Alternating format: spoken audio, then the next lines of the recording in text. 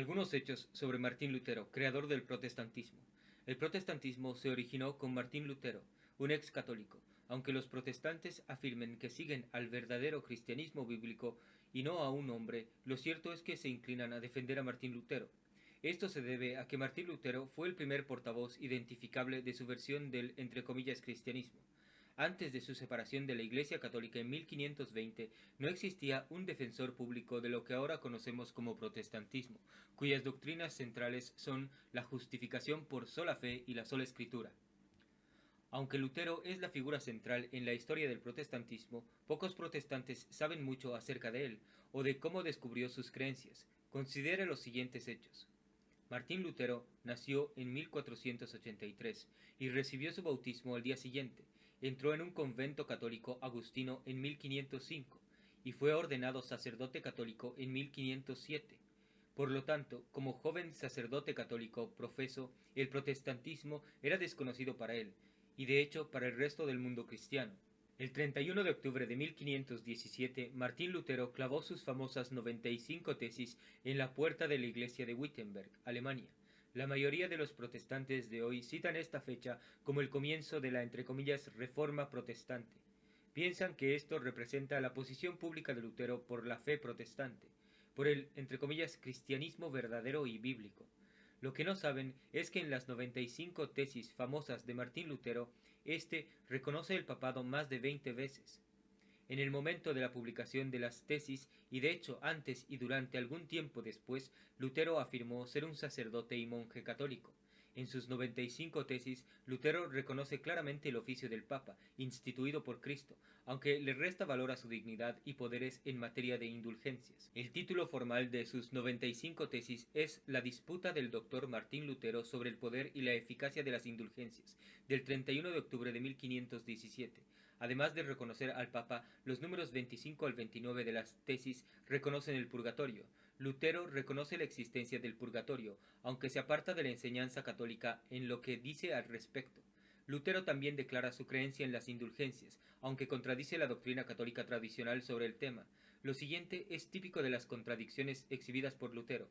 Número 71 de las 95 tesis de Martín Lutero, 31 de octubre de 1517, cito: que sea anatema y maldito quien niegue el carácter apostólico de las indulgencias. Fin de cita. El punto aquí es que incluso el 31 de octubre de 1517, la entre comillas fe protestante era aún desconocida para Martín Lutero, y de hecho para el resto del mundo cristiano. No hubo declaración acerca de la justificación por la sola fe o la sola escritura. Todavía no había el repudio al oficio papal ni a muchos otros dogmas católicos que los protestantes de hoy rechazan.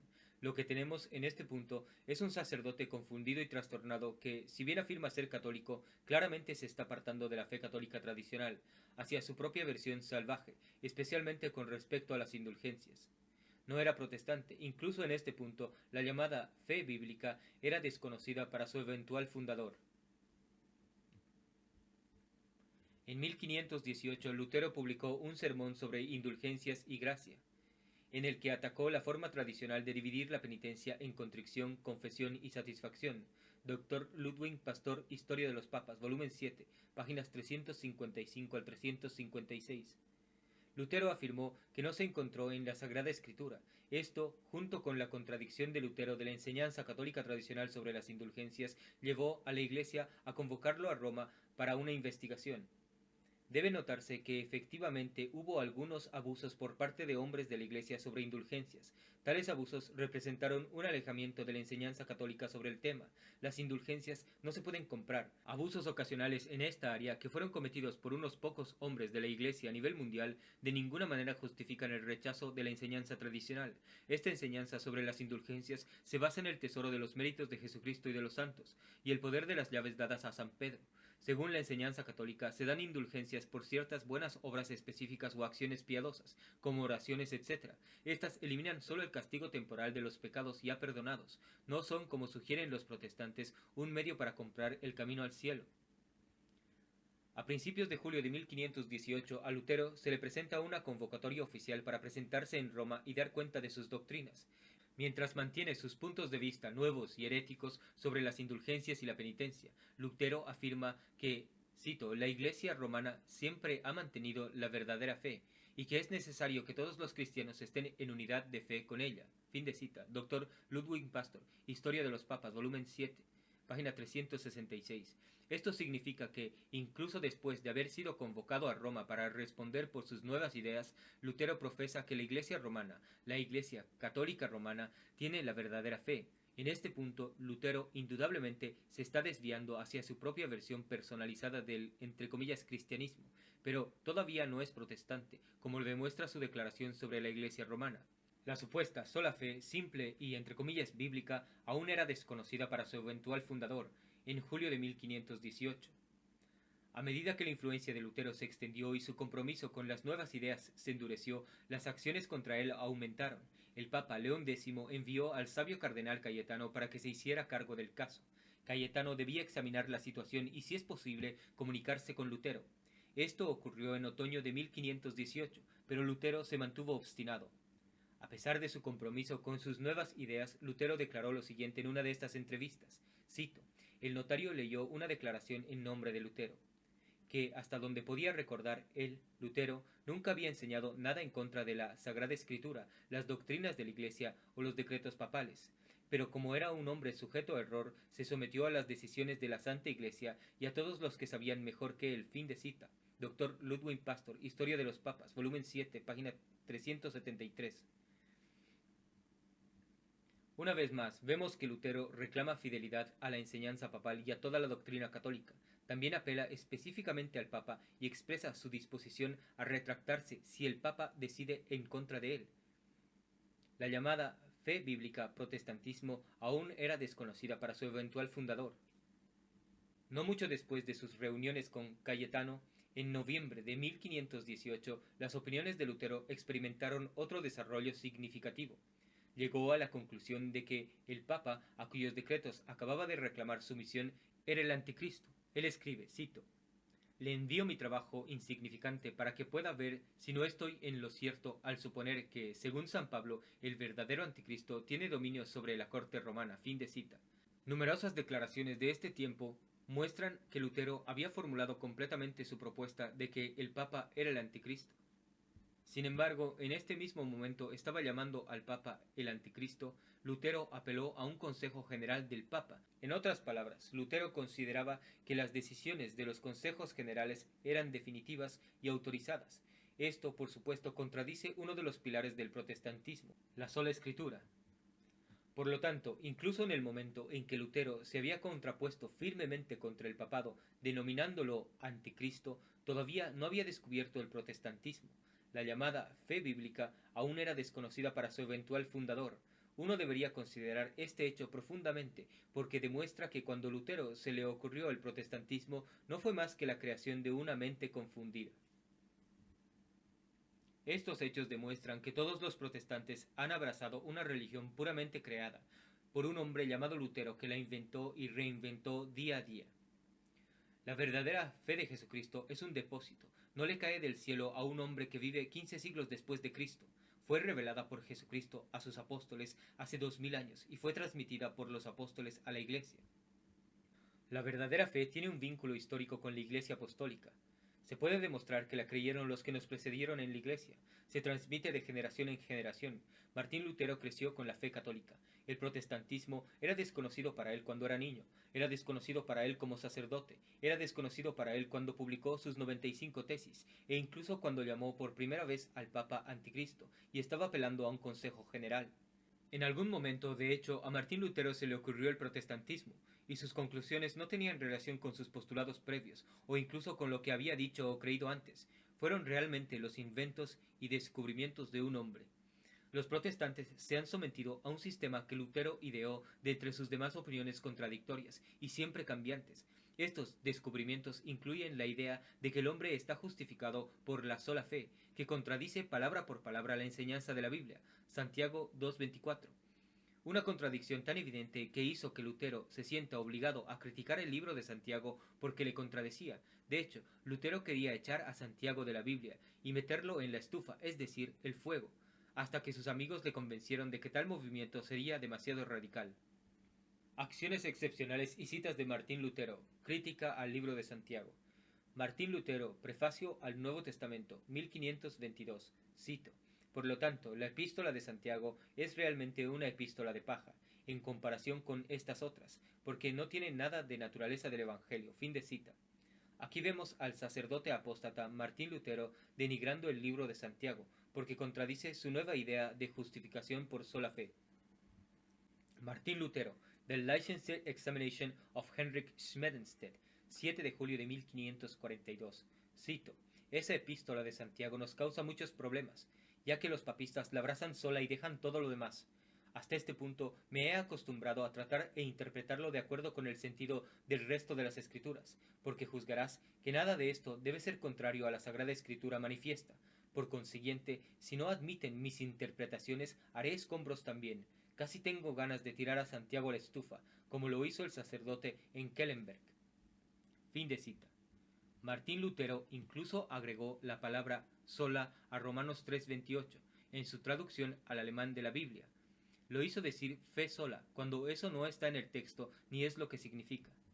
Martín Lutero también dijo que un hombre podía cometer fornicación y asesinar 1000 veces al día y no perdería su justificación. Dijo esto para expresar su doctrina de la justificación por sola fe, es decir, no importa cuánto peca una persona, todavía se salva mientras crea, solo por fe. En este mismo contexto declaró, cito: sé un pecador y peca audazmente. Fin de cita. La autenticidad de estas citas no es discutida, sino abiertamente admitida por los defensores protestantes de Lutero. Martín Lutero, carta a Melanchthon, 1 de agosto de 1521. Cito: si eres un predicador de la gracia, entonces predica una gracia verdadera y no ficticia. Si la gracia es verdadera, debes soportar un pecado verdadero y no ficticio. Dios no salva a las personas que solo son pecadores ficticios. Sé un pecador y peca con valentía, pero cree y regocíjate en Cristo aún más audazmente, porque Él es victorioso sobre el pecado, la muerte y el mundo. Mientras estemos aquí, en este mundo, tenemos que pecar. Esta vida no es la morada de la justicia, pero como dice Pedro, buscamos nuevos cielos y una nueva tierra en la que mora la justicia. Es suficiente que por las riquezas de la gloria de Dios hemos llegado a conocer al Cordero que quita el pecado del mundo. Ningún pecado nos separará del Cordero, a pesar de que cometamos fornicación y asesinatos 1000 veces al día. ¿Crees que el precio de compra que se pagó por la redención de nuestros pecados por un Cordero tan grande es demasiado pequeño? Ore con valentía, usted también es un poderoso pecador. Fin de cita. Como se mencionó anteriormente, la verdadera fe es un depósito. No cae del cielo por primera vez a un hombre que vive 1500 años después de Cristo, y no proviene del abismo infernal, como lo hacen las enseñanzas de Martín Lutero sobre la justificación, fornicación y asesinato. Martín Lutero también tenía una preocupación con el diablo, con el baño y con asuntos que solo se pueden llamar desagradables. Incluso los estudiosos protestantes han notado que la fascinación de Lutero por los temas crudos es inquietante. Es cierto que tuvo mucha interacción con el diablo. Cito: estos demonios perseguirían la imaginación de Martín Lutero, quien tenía visiones, que él creía que eran hechos físicos reales del demonio arrojándole excremento y él arrojándolo de regreso. De hecho, en uno de estos muchos combates anales con el diablo, Lutero desafía al diablo a lamer su trasero. Lutero pensó que la mejor táctica podría ser tirarlo a mi ano donde pertenece. Fin de cita. Después de llegar a su posición contra el papado, Lutero llamó a los decretos papales los excretables del diablo. También dijo que el papa y los cardenales deberían ser asesinados, y que él y sus seguidores deben lavarse las manos en su sangre. Lutero afirma que se le ocurrió la justificación por sola fe mientras estaba en el baño. Afirma que vino como, cito, conocimiento que el Espíritu Santo me dio en el retrete de la torre. Fin de cita. De hecho, la idea de Lutero de que la gente necesita cometer pecados reales y honestos parece haberse originado de una conversación con el diablo. Esto es de Luther's Table Talk. Cito: Lutero dijo: cuando me desperté anoche, el diablo vino y quiso debatir conmigo.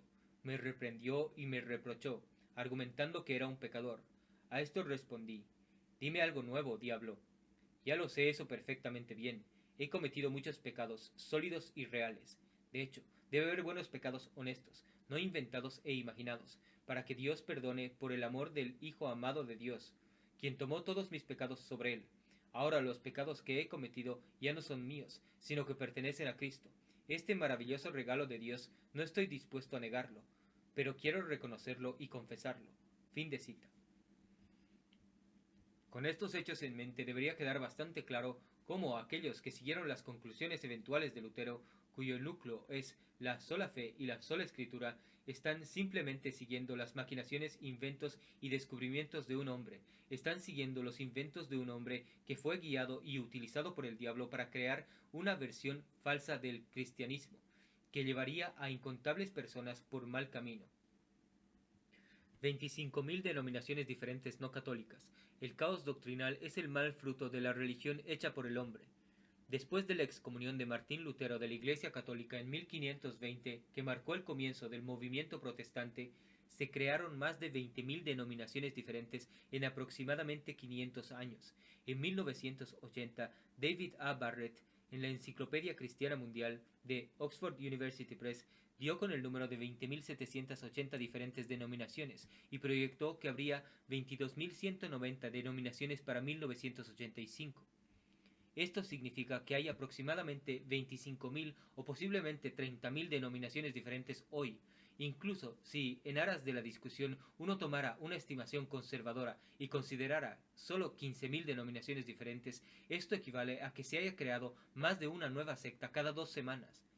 Cuando consideramos el hecho de que los fundadores originales del protestantismo ni siquiera estuvieron de acuerdo entre sí en los principales puntos de doctrina, tal caos denominacional no debería ser una sorpresa.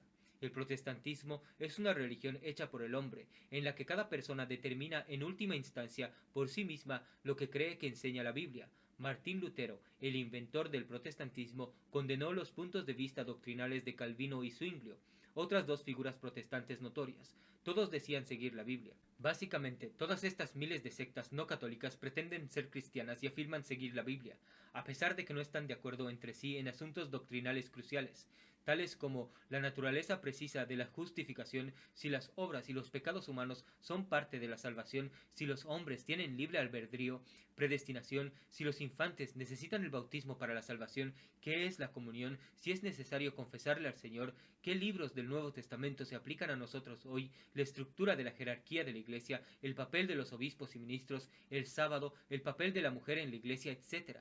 Hasta da náuseas. La mayoría de estos grupos incluso afirman que el cristiano individual será guiado por el Espíritu Santo cuando lea la Biblia en privado. La desunión de estas sectas constituye una prueba irrefutable de que su doctrina no es del espíritu de la verdad, y de que su principio de funcionamiento, es decir, la sola escritura, aparte de la Iglesia y de la tradición, no es la doctrina de la Biblia ni de los apóstoles. ¿Cuán antigua es tu iglesia? Si eres luterano, tu secta fue fundada por Martín Lutero, un ex monje de la Iglesia Católica aproximadamente en 1520. Si perteneces a la Iglesia Anglicana, tu secta fue fundada por el rey Enrique VIII, un ex católico, en el año 1534. Enrique VIII decidió crear su propia iglesia cuando el Papa Clemente VII no le concedió el divorcio con el derecho a volverse a casar. Si eres menonita, Menno Simons, un ex católico, creó tu falsa religión en 1536. Si eres presbiteriano, John Knox, un ex católico, fundó tu secta en Escocia en el año de 1560. Si eres un congregacionalista, tu falsa religión comenzó con Robert Brown en Holanda en 1582. Si eres bautista, John Smith creó tu secta en Ámsterdam en 1605. Si eres de la Iglesia Reformada Holandesa, tu iglesia comenzó con Michaelis Jones en Nueva York en 1628. Si eres cuáquero, tu falsa religión comenzó con George Fox en 1652. Si eres un episcopal protestante, Samuel Seabury creó tu secta en las colonias americanas en el siglo XVII como una rama de la Iglesia de Inglaterra. Si eres Amish, Jacob Amman creó tu falsa religión en 1693 como una rama de los menonitas. Si eres metodista, tu falsa religión fue lanzada por John y Charles Wesley en Inglaterra en 1744. Si eres unitario, Theophilus Lindley creó tu secta en Londres en 1774. Si eres mormón, los santos de los últimos días, tu falsa religión proviene de Joseph Smith, quien la reveló en Palmyra, New York, en 1829. Si eres adventista del séptimo día, tu falsa religión fue creada por Ellen White en 1860. Si adoras con el Ejército de Salvación, William Booth comenzó tu secta en Londres en 1865. Si eres de los Testigos de Jehová, Tus creencias vinieron de Charles Taze Russell en 1872. Si eres un científico cristiano, la señora Mary Baker Eddy ideó tu falsa religión en 1879. Si perteneces a una de las organizaciones conocidas como Iglesia del Nazareno, Evangelio Pentecostal, Iglesia de la Santidad, Iglesia de Santidad Peregrina, Asambleas de Dios, Iglesia de Cristo Unida, etc., tu iglesia es una de las miles de nuevas sectas fundadas por hombres en el siglo pasado. Si eres católico, sabes que tu religión fue fundada en el año 33 por Jesucristo, el Hijo de Dios, Dios verdadero y hombre verdadero, y que esta iglesia a la que las personas deben pertenecer para ser salvos existirá hasta el final de los tiempos.